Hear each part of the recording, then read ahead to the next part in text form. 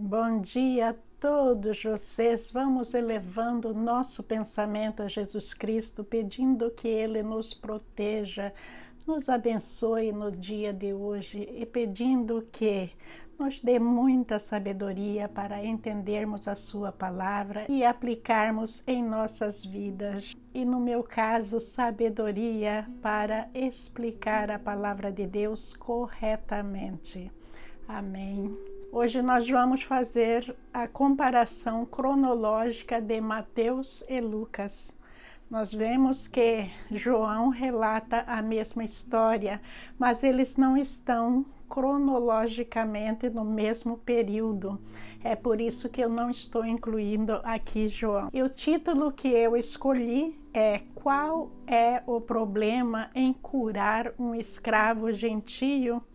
É a história do centurião que rogou a Jesus Cristo para que curasse o seu escravo. Todos vocês devem conhecer essa história, mas eu quero discutir um pouquinho mais a fundo o que é que está por trás. A gente vai ver que não é apenas a humildade do centurião. A gente vai ver que existia leis naquela época que fazia com que o centurião agisse de certa maneira.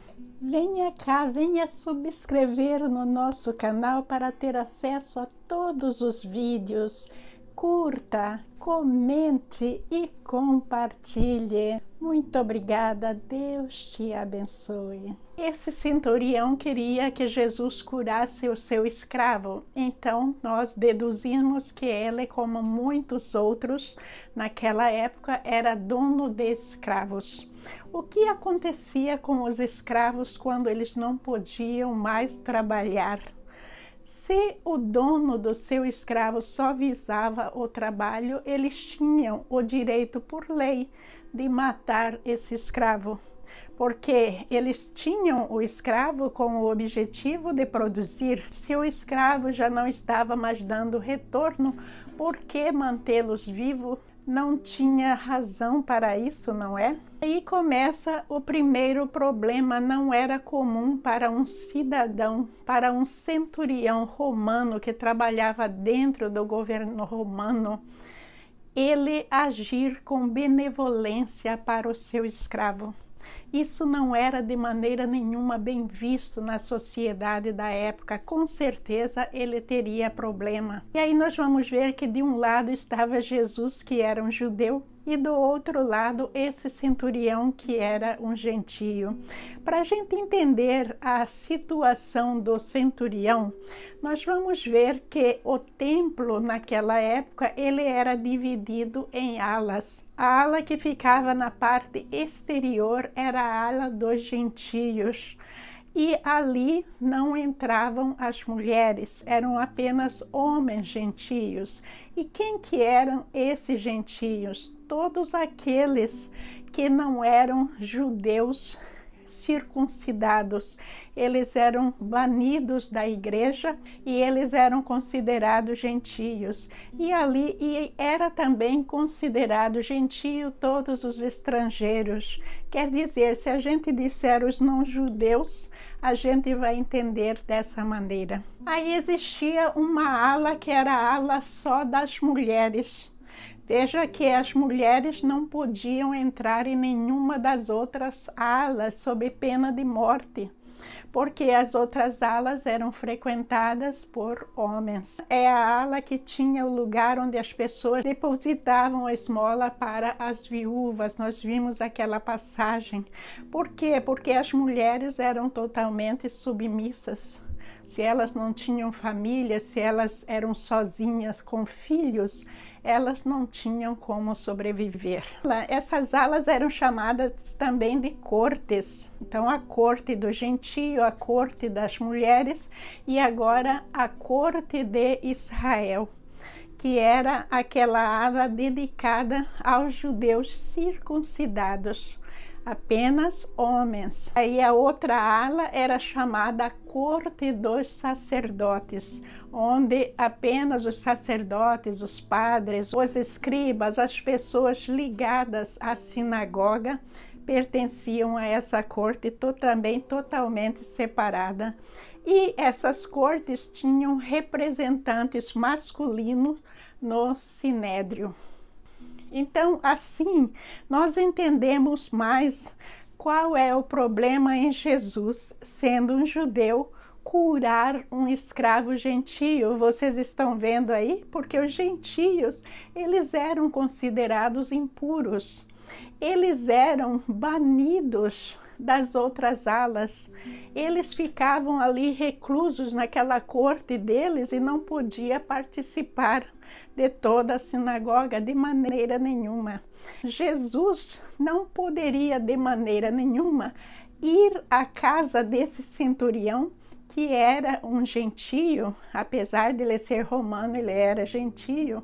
Jesus não poderia de maneira nenhuma, porque se Jesus fosse lá, Jesus era considerado impuro também diante dos judeus. Quando Jesus chegou a Cafarnaum, um oficial romano se aproximou dele e suplicou. Mateus 8, versículo 5. Quando Jesus terminou de dizer tudo isso à multidão, entrou em Cafarnaum. Lucas 7, versículo 1. Começando a nossa comparação, Jesus vai entrar em Cafarnaum. E ele é aproximado por esse oficial romano que é o centurião. Muitas Bíblias falam centurião e não oficial romano. E Cafarnaum era um importante centro comercial localizado ao norte do mar da Galileia. Jesus pregou muito, ele fez muitas pregações em Cafarnaum. E Cafarnaum era também a cidade de Pedro, André, João, Tiago e do próprio Mateus. Senhor, meu jovem servo está de cama, paralisado e com dores terríveis. Mateus 8, versículo 6. Naquela ocasião, um escravo muito estimado de um oficial romano estava enfermo, à beira da morte. Quando o oficial ouviu falar de Jesus, mandou alguns líderes judeus lhe pedirem que fosse curar seu escravo. Lucas 7, versículos 2 e 3. E o problema desse escravo, Jesus ficou sabendo que ele estava de cama, paralisado à beira da morte. Ali era um motivo para esse centurião mandar matar esse escravo. Mas a palavra está nos dizendo que esse centurião tinha grande consideração por esse escravo e queria salvá-lo de qualquer maneira. Vocês viram na leitura que Mateus diz que o centurião aproximou-se de Jesus. Já Lucas vai dizer que o centurião mandou uns oficiais judeus falar com Jesus. As duas opções com certeza estão certas. O que acontece é que cada apóstolo vai escrever de acordo com a sua observação. Então, nós não sabemos a ordem dos fatos. Pode ser muito bem que Mateus já entrou naquela parte em que o centurião estava diretamente falando com Jesus. E que Lucas vai explicar o que aconteceu antes desse encontro de Jesus com o centurião. E nessa história nós vamos observar que esse centurião, ao ouvir falar de nosso Senhor Jesus Cristo, ele imediatamente passou a ter fé nele. E o importante saber é que ele já apresentava o comportamento de um cristão. Por quê? Porque ele não fazia asepsia de pessoas. Ele estava declarando que ele tinha grande estima por esse escravo, algo que poderia custar até o seu emprego, porque não era algo aceito pelos romanos, que tinham também escravos. Eles queriam dar o exemplo, eles queriam agir como os senhores dos escravos, aqueles que tem autoridade total sobre eles, não tratar o escravo como alguém da família, se vocês me entendem. Então, essa primeira lição é mostrar que o cristão ele não deve de maneira nenhuma fazer asepsia de pessoas, seja essa pessoa quem for. Por que não? Porque todos nós somos filhos de um mesmo Pai. Jesus disse: vou até lá para curá-lo. Mateus 8, versículo 7. Os líderes suplicaram insistentemente que Jesus socorresse o homem, dizendo: ele merece sua ajuda, pois ama o povo judeu e até nos construiu uma sinagoga. Lucas 7, versículos 4 e 5. E Lucas relatando que o centurião romano mandou os líderes judeus falar com Jesus, interceder. Veja que a questão de intercessão. Aqui existia um motivo muito sério para ele pedir uma intercessão. Hoje em dia, a gente não é suposto pedir intercessão mais. Por quê? Por causa da situação do centurião como gentio. Ele não queria trazer problemas para nosso Senhor Jesus Cristo. Então, ele estava usando esses líderes judeus para chegar até Jesus Cristo. E nós vamos ver que isso também mostra que esse centurião, ele era muito querido na comunidade judaica. Por que é que a gente não deve usar intercessão no dia de hoje para falar com nosso Senhor Jesus Cristo, para pedir algo a Ele? Olha, gente, você está na sua família, você tem o seu pai e a sua mãe lá, e você precisa de um medicamento, e você está com aquela febre terrível. Então você vai sair e você vai pedir para o seu vizinho vir e falar para o seu pai que você precisa de um Tilenol, de algo para a dor de cabeça? Será que isso faz sentido? É aquele pai que te gerou, que te trouxe ao mundo, é aquela mãe que cuidou de você desde que você estava no ventre dela. Então, será que é certo você ir lá no vizinho e pedir que ele venha e fale com o seu pai e com a sua mãe para te dar um Tilenol? Com certeza isto não é certo. E veja que tudo isso está acontecendo porque a gente não está considerando Jesus Cristo como aquele que é o nosso Pai, aquele que tem total direito sobre nós, aquele que veio e deu a sua vida por nós, aquele que morreu na cruz, aquela morte horrenda para nos livrar de todos os pecados, para nos livrar do Satanás. Então, a gente não está tendo a intimidade suficiente para ir diretamente ao trono da graça. A gente vai lá com toda a coragem, com toda a confiança, porque nós somos filhos do Cordeiro. E a gente vai e abre o nosso coração, a gente fala com Ele diretamente. A gente não precisa pedir para alguém falar com Deus por nós. Uma falta de confiança muito grande na nossa fé, uma pequenez muito grande. Então nós temos que sempre ir ao trono da graça com toda a confiança que nós podemos ter em nosso Senhor Jesus Cristo e saber que Ele está nos ouvindo. E Lucas vai nos explicar o porquê desse centurião ter mandado os líderes judeus. Por que é que esses líderes gostavam desse centurião? Porque o centurião estava envolvido na comunidade. Ele construiu um templo para eles, essa é a razão. Então, nós vemos que esse centurião era um homem de fé. Nós não sabemos se ele já era convertido a nosso Senhor Jesus Cristo, mas que ele era um homem de fé, com certeza ele era. Esqueci de mencionar, o único intercessor entre nós e Deus é Jesus Cristo. Por quê? Porque Jesus Cristo é o herdeiro de Deus.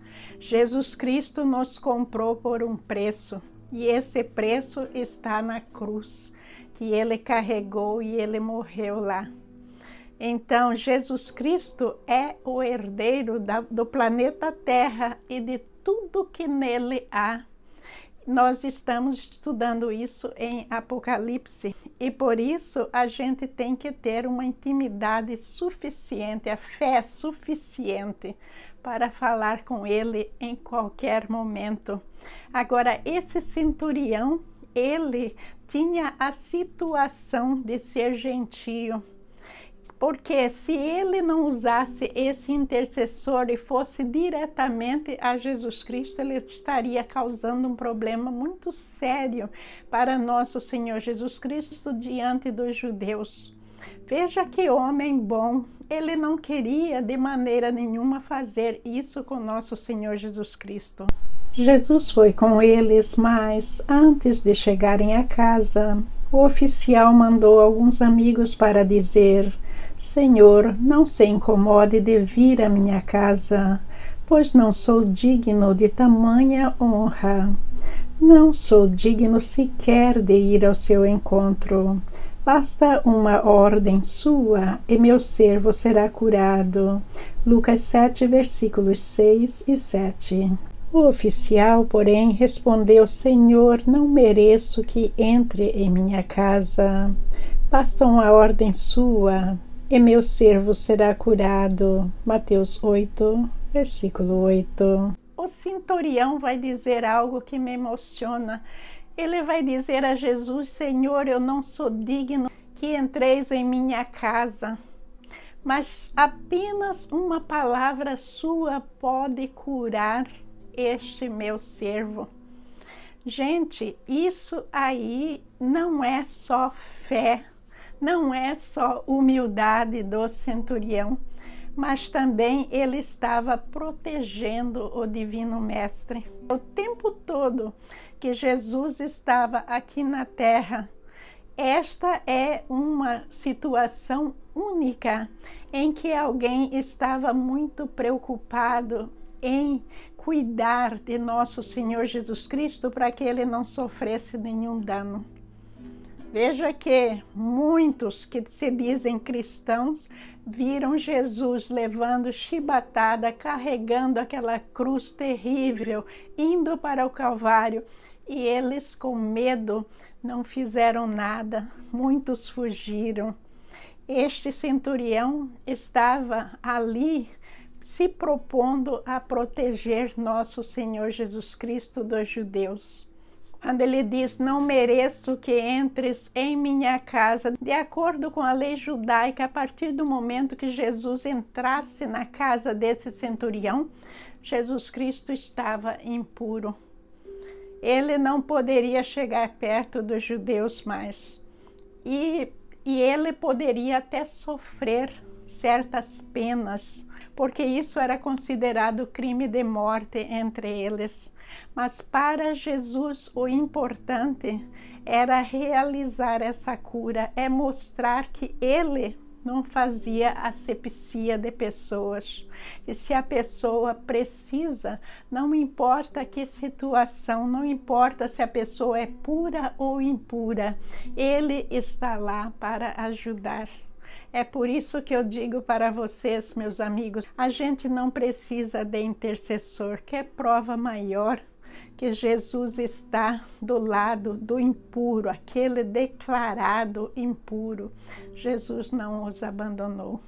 Por causa do tempo, eu vou parar por aqui. Continuarei na semana que vem com a mesma história, na graça de Deus. Que Jesus nos abençoe, que Jesus nos proteja. Que esta semana continue sendo abençoada para todos nós. Muito obrigada por sua participação e por seu carinho. Que Jesus te abençoe abundantemente. Bom dia, meus irmãos, muita paz.